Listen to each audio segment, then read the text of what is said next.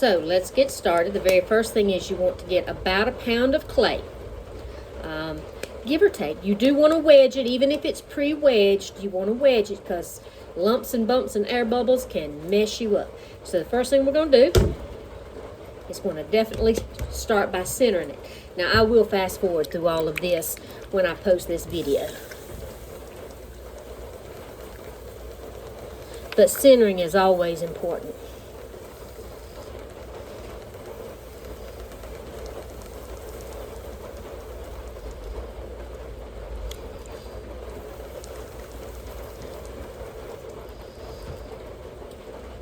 You always want to cone up and down to make sure you get any air bubbles you might have out of there as well. And keep your hands really good and lubricated.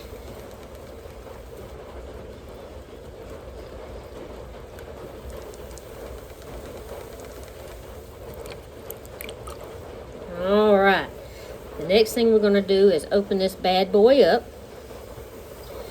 And just like with any basics, everything in pottery starts with a cylinder.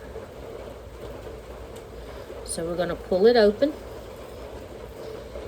and then we're going to make sure that you are compressing the floor, because if this is going to be a functional piece and it's going to hold liquid or soap or flavor syrup or oil or any other thing, you don't want to crack up here in the bottom, because then it is no longer a functional piece. So what I'm doing is taking my fingers back and forth across the base and really compressing. Alright, keeping everything good and lubricated. Now we're going to start to pull the walls up. At the end of every pull, you want to make sure that you are leveling that top out. And make sure you keep everything good and moist. And then we're going to pull from the bottom again and ease our tension up slowly as we come to the top. And again, when we get to that top, we'll level that top out.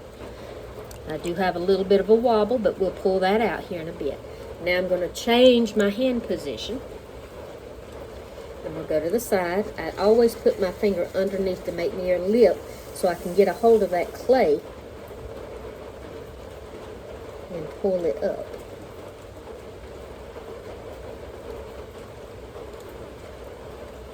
And again, flatten that lip out.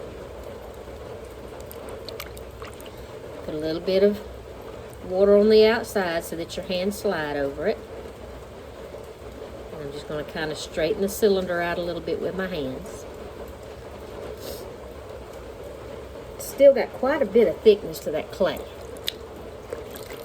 So I'm going to add a little more water to the inside. Make sure the outside still has plenty of moisture. We'll clean my bat up just a little bit. I'm going to put my finger underneath again, make a little bit of a ridge. Make sure it's wet as well. Put my hand under it, locking my hands to my body. And I'm going to pull up. Oh, y'all hear my big bad boy in the background? Come, hush. Alright. Now, go clean out the water so we don't have this mud puddle in the middle. Because if water sits in the bottom of your pot, it will cause cracking. Because it'll make those platelets in there lose their adhesion and you'll get those S cracks. And nobody likes to crack. Okay. Now, even though there's still a wobble to this, I'm going to leave it be for a minute. And the reason for that is I will straighten it and clean it up here in a minute. Come on, shush. Now I'm going to take my metal rib, and what I'm doing is straightening the edge. Just to make sure that everything is even, and compressing it just a little bit. And also getting an idea of how bad that wobble is and where exactly it's at. So it is primarily in the top. So we did pull it out of the body, so that's good. We can work with the rest of it. Now I'm using my rib to kind of push and close it in a little bit, closing this part in just a little bit, because it's easier in the long run to open it up than to pull it in. Once it's wide, you pretty much got to make a bowl or start over, because once you've lost control this way, you're not going to be able to pull it back in. So you want to keep it tight and controlled right out of the gate. Now, I'm going to take my sponge and I'm going to put it on the inside, and I'm going to push ever so gently on the inside against that inside wall. And what I'm doing is making the bottom of the snowman. Now, I should have checked the thickness of this on the bottom, because he's got quite a heavy butt, but we'll deal with that shortly. Alright, keeping everything good and moist and lubricated.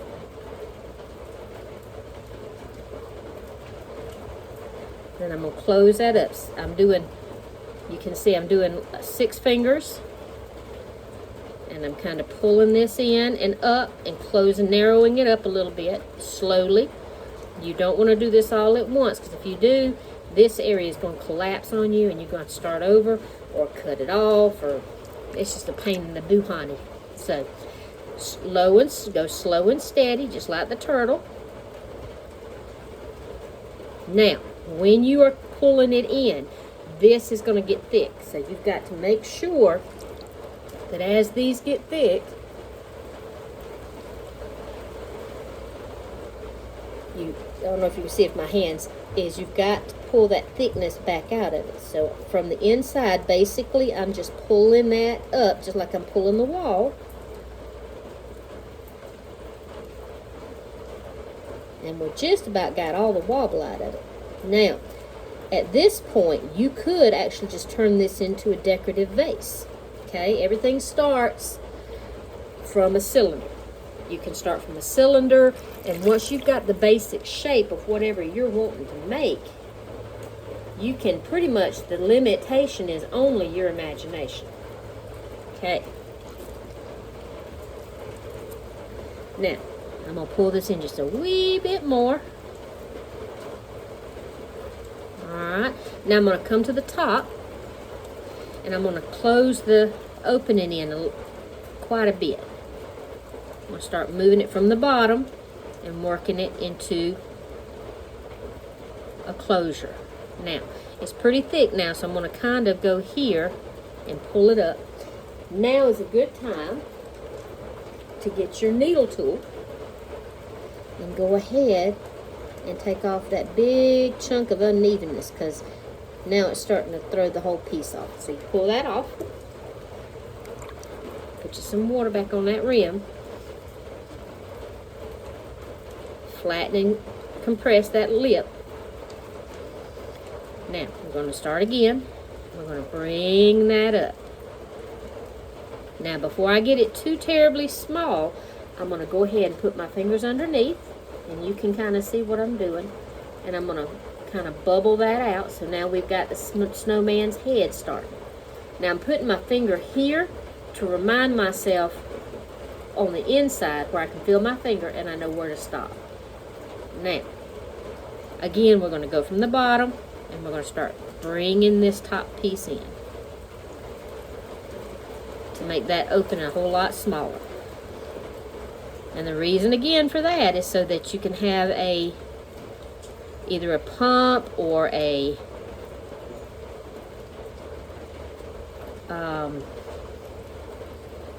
spout.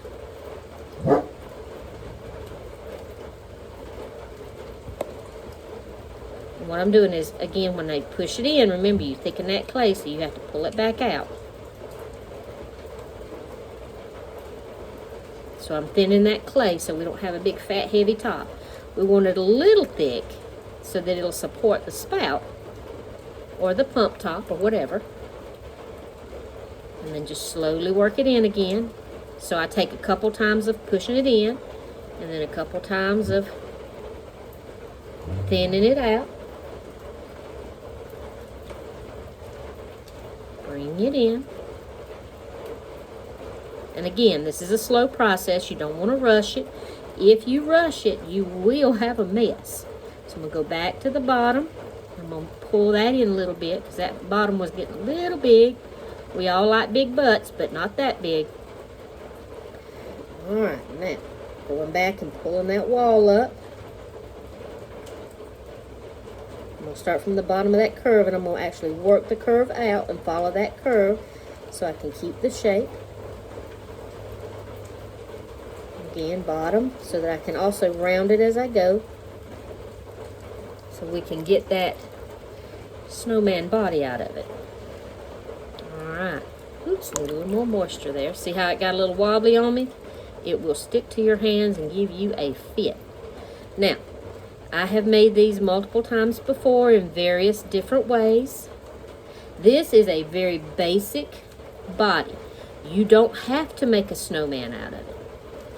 This you can also use to make Santa Claus, or you can use to make a turkey for Thanksgiving, or you can make pretty much anything that requires a head and a body. Again, the only thing that's the limit is your imagination. Now, my thumb, I know from experience, is exactly 1 inch, and it fits the bottom of the spouts when I put the pump bottles on there. So I put my thumb in there to make sure that it'll fit. That way I know it's small enough to fit that pump's top. Alright, and I'm just going to smooth that off. Now, I'm going to clean the floor here that we're working on just a little bit. Get my hands a little cleaned up. Alright. Now we're going to take this handy dandy rib and I'm going to put my fingers in it so that it's curved like that. And the reason for that is so that I can get underneath there, get the slurry off of this snowman body, and kind of contour that body a little bit and make it a little cleaner shape. Same thing up here. I'm going to start at the bottom.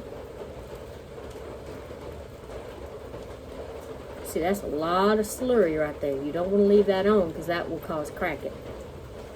Now, once you've got the majority of that off, sometimes you do mess up your lip a little bit up here. So you just kind of put your hand inside and flatten your finger and keep it, smooth that off.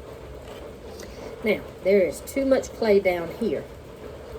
So I'm going to take this handy dandy little tool, stick it in here, and I'm going to cut some of that off. And that'll also help round that bottom off.